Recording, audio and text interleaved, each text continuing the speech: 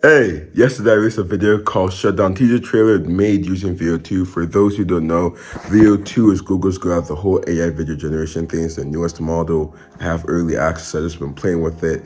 And I decided, okay, what's a really cool way to get a better idea of the capabilities of this thing is to actually work on a project with it.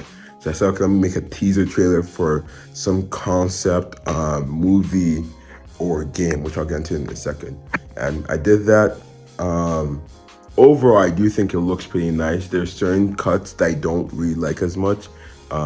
Some just didn't look as cinematic, so I tried to apply some like mini zoom effect, which I wasn't the biggest fan of in post production.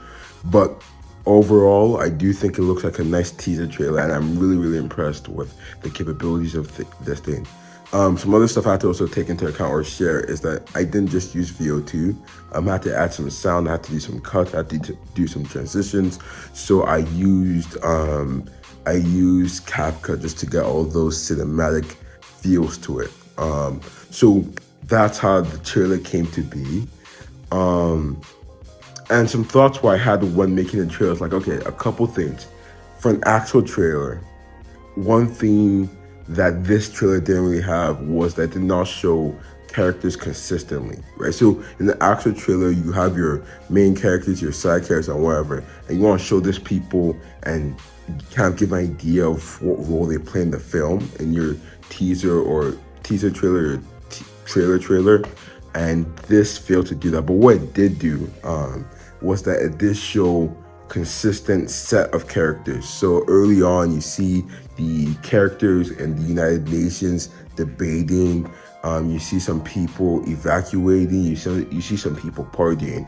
And then as I was making this, I didn't really have a lot in mind for the overall story of the characters. But then I started to think, okay, this might actually be a cool teaser trailer for a game. And just to share the plot real quick, this is just some conceptual stuff. It wasn't like really thought out or well planned or whatever. The thought was that it was kind of a story where there's been an over society has built an over reliance on AI, and that leads to some crazy stuff. So there's some maybe there's some unintended consequences to that.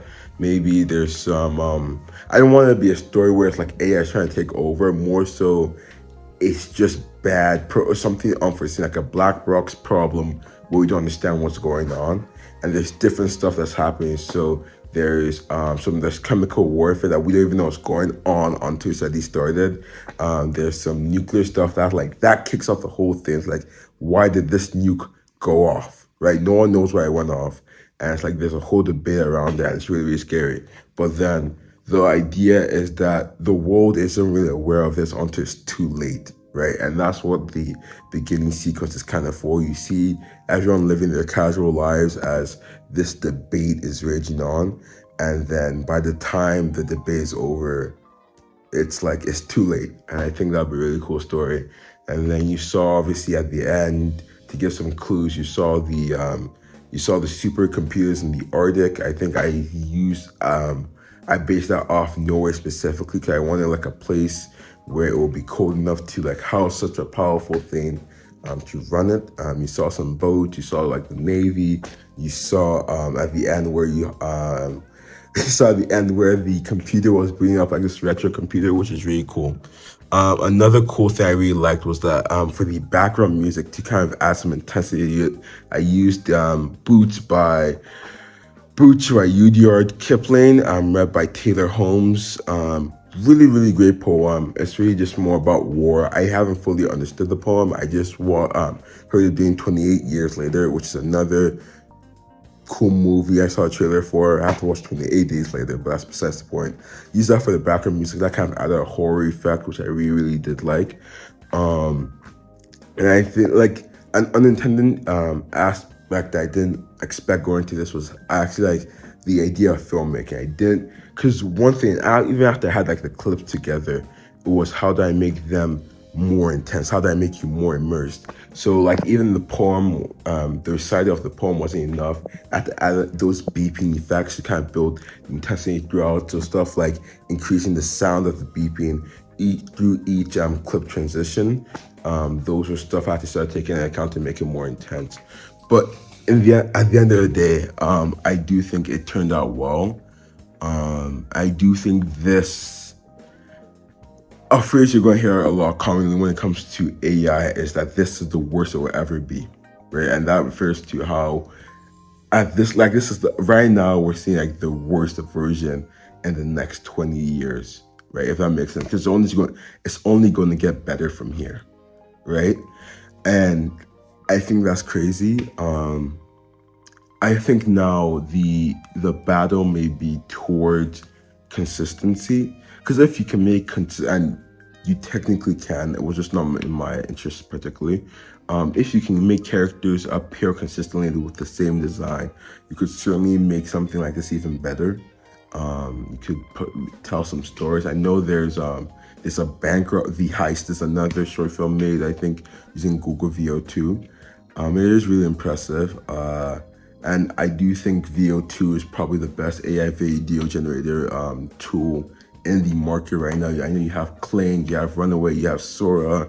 However, VO2, from what I've seen, from what I've generated, really is the best. I will say though there were some problems along the road.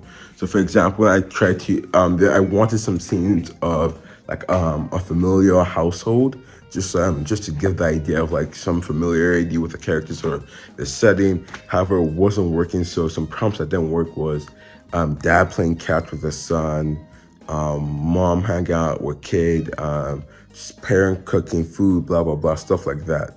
Maybe I wasn't specific enough. I didn't know if it was because I was using parental roles and stuff, like more specific stuff, like man playing catch with young boy, mom watching TV with young kid. I don't know. So that's something I ran into. I kept on doing it. I just kept on. It did not show results, which is another thing because this is an early access. So it's not its final form, I guess. So hopefully they improve that. But that was interesting to see. One of my favorite sequences was actually in the beginning when the old man closes his eyes, and you get to see this brief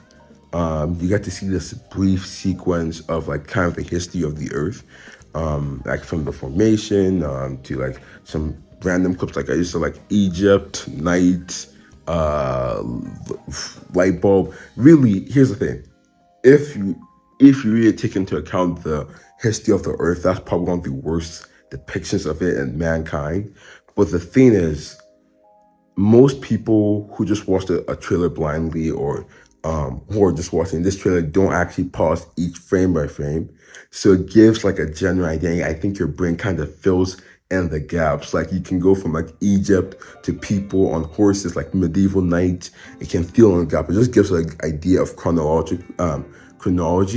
And I think that's a cool effect. And since it's so fast, you don't really notice and you don't really care. Like the only people who notice are those people who like say like 50 things you missed and shut down teaser trailer, blah blah blah.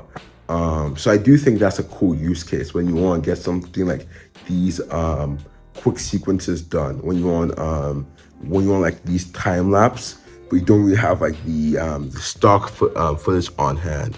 So that's something I'm really excited to see how that plays out. But yeah, really love what's going on so far. Going to continue working on it, see how it goes.